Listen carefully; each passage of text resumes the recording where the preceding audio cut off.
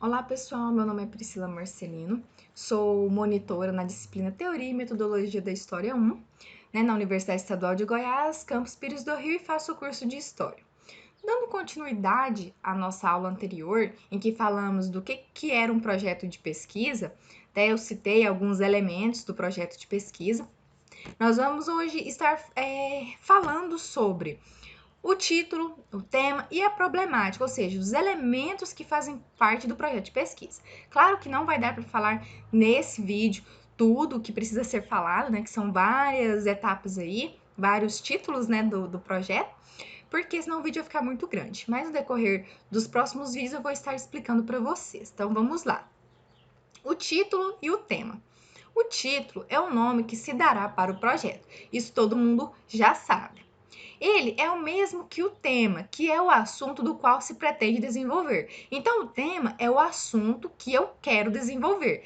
Por exemplo, eu quero falar sobre a estrada de ferro, né? Aqui em Goiás. Ok, você tem seu tema.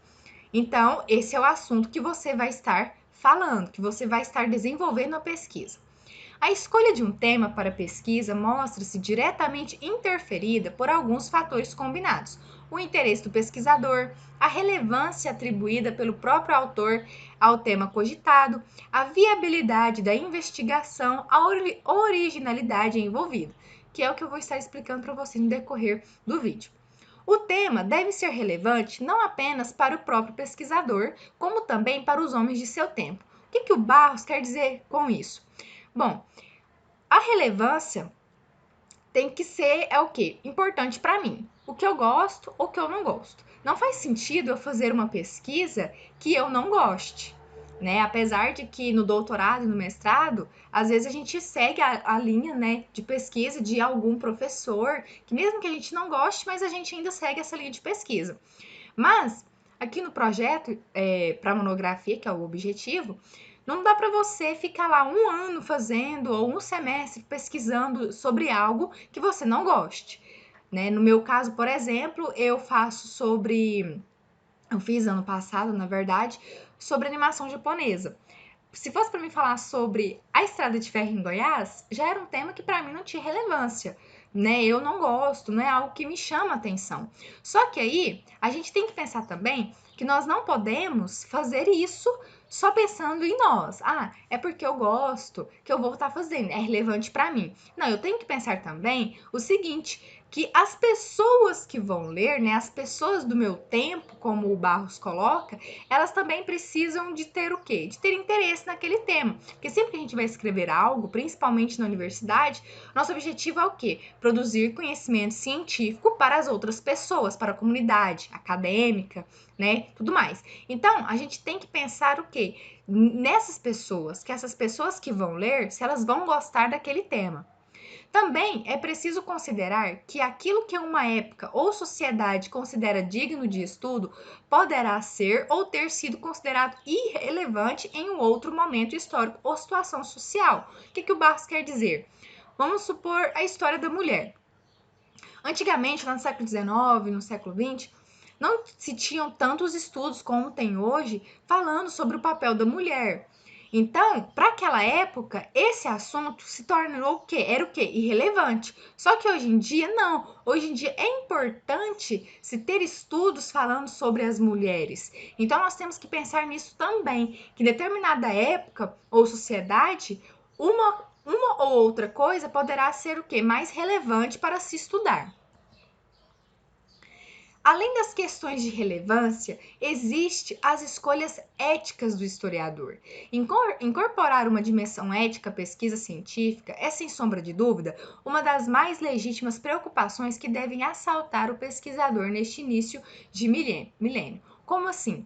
Às vezes, a gente ouve falar assim, o físico, né, ele está fazendo lá o trabalho dele sobre fazer a bomba atômica, né? Liberar as energias do átomo e tal. Não entendo disso na minha área, né? E aí ele tem que pensar. Muitos falam assim, ele tem que pensar que relevância, né? Que será que é ético ele fazer isso?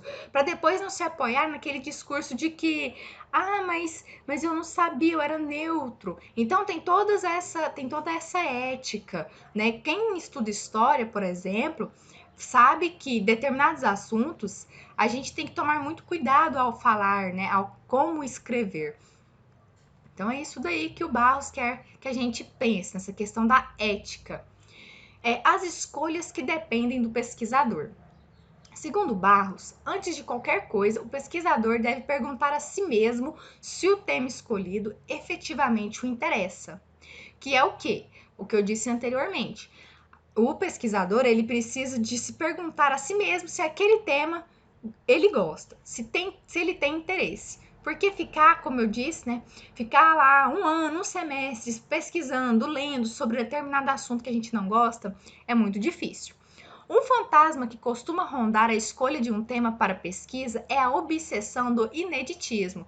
Muitas pessoas, pessoal, acham que eu preciso fazer alguma coisa inédita. Inédito no sentido assim, de diferente. Tem que ser inédito. Se não for inédito não tá bom. Só que aí, o que acontece? Não precisa de ser assim. Você não precisa que seja algo inédito. Talvez possa ser algo um tema que todo mundo tenha pesquisado, mas que seria o que? Original a partir do momento que você trabalhasse ele de forma diferente, que é o que ele vai falar. Atente-se, porém, que a originalidade pode aparecer de diversas maneiras em uma pesquisa prevista. Um historiador pode inovar no seu tema propriamente dito, nas hipóteses propostas, nas fontes que utilizará, na metodologia a ser empregada ou no seu aporte teórico. O seu tema, já tantas vezes percorrido por outros historiadores, pode merecer uma interpretação inteiramente nova, mesmo utilizando fontes já conhecidas. Talvez eu quero trabalhar sobre os manuscritos antigos, né? Fazer algo parecido com uma tradução. Mas fulano de tal universidade já fez isso. Então não quero mais fazer isso. Por que não? Claro que você pode fazer, mas pense, se você quer algo que seja diferente, pense em como utilizar esse manuscrito de forma, né, inovadora. O pesquisador de primeira viagem revela habitualmente a tendência a escolher temas demasiado amplos. Como assim amplos? Talvez, né, quem vai estar assistindo aí pensou assim, nossa, eu quero escrever a história do mundo. Aí, às vezes, o seu professor chegou em você e fala assim, enxuga isso daí, né, não dá para abraçar o mundo, é muito grande. Aí a pessoa fica, não, mas eu queria, né? Que é o que o Barros ele vai falar da primeira viagem. Por quê? Porque quando a gente começa, a gente não tem certas noções. E ele fala que é normal, então, a gente tá escolhendo isso. Só que é preciso aprender que para ser viável, o tema deve sofrer certos recortes. Eu quero falar sobre a Estrada de Ferro. A Estrada de Ferro onde? Em Goiás? Ok, Goiás é um estado muito grande. Vamos pensar na Estrada de Ferro, então, em uma cidade. Que tal Pires do Rio, né? Que aqui é a chamada capital da Estrada de Ferro. Então, vamos pensar nisso, fazer recortes. Eu queria te falar do Brasil. Opa, o Brasil é grande. Vamos pensar no lugar. Eu quero falar, então, não é do Brasil mais, é do Centro-Oeste. Centro-Oeste é grande. Então, vamos diminuindo aí esse tema, vamos enxugá-lo. Porque fica mais fácil. A gente não precisa, na monografia, né, na graduação, de fazer uma pesquisa muito grande. Tem que deixar isso lá, né, para o doutorado, para o mestrado. Mas ainda assim, tem que ter os recortes. A problemática, mudando aí do tema para a problemática, em que muitas pessoas têm dificuldade. O problema de pesquisa corresponde a uma questão ou uma dificuldade que está potencialmente inscrita dentro de um tema já delimitado. Ou seja, eu tenho meu tema. Mas aí eu tenho que pensar no que eu vou falar do meu tema. Então, eu preciso colocar um problema, eu preciso questionar o meu problema. E é aí que essa problemática, muitas das vezes, tem um sentido interrogativo. Por exemplo, minha monografia, estou escrevendo agora, ano passado fiz o projeto. Minha problemática era como utilizar o anime Os Cavaleiros do Zodíaco na sala de aula. O meu tema era uma maneira divertida de aprender história, o anime Os Cavaleiros do Zodíaco na sala de aula. Ok, eu queria falar sobre os Cavaleiros do Zodíaco. O Cavaleiro do Zodíaco, como eu já tinha dito antes sobre a questão do recorte, é um tema grande, né? Ele é um anime grande. Então eu precisei de recortá-lo. Peguei a saga de Hades. Achei a saga de Hades grande demais. Diminuí 2 episódios. E agora, o que eu vou fazer com esses 2 episódios? É onde surge a minha problemática, certo?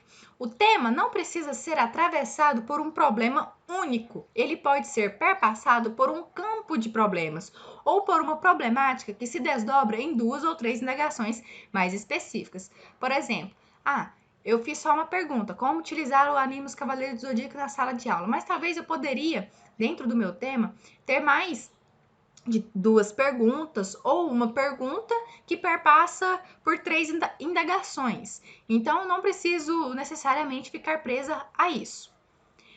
E é isso daí, pessoal. Eu espero que vocês tenham entendido. Qualquer dúvida, sugestão, coloquem aí. Eu ainda sou um pouco, como dizem aqui em Goiás, barriga verde para falar sobre isso. A referência bibliográfica está aí, está dentro do livro O Projeto de Pesquisa em História, do José de Assunção Barros. Ele é muito bom esse livro. Eu espero que vocês tenham gostado, certinho? Então, até a próxima.